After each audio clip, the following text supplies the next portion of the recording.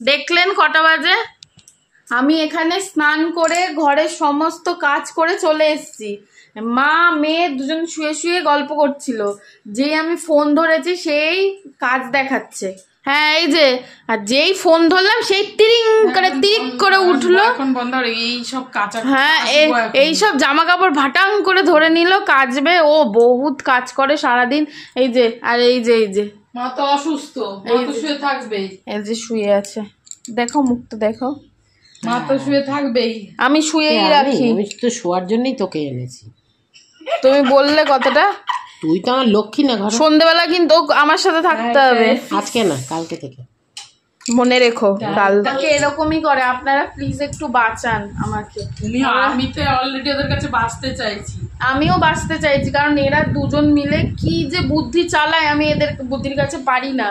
তো সবসময় আমি এইরকম হয়ে যাই আর এরা হয়ে যায়। ও এমনি বেটে কালো, নাকটা হালকা স্লাইড ব্যাকাও আছে।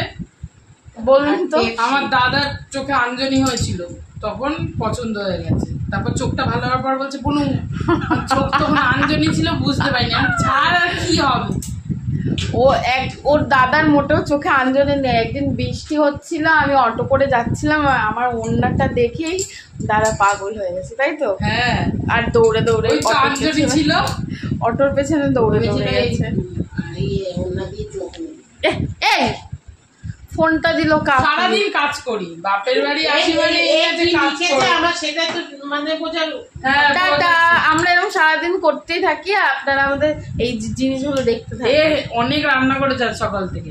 সিদ্ধ ভাত বলো, আলু সিদ্ধ ভাত বলো, আজকে করেছি সেটা। অনেক রান্না, এত কাজ।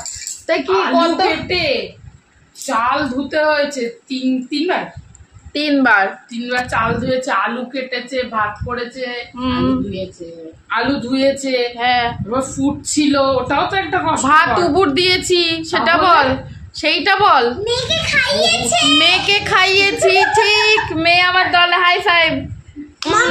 কাজ করেছে।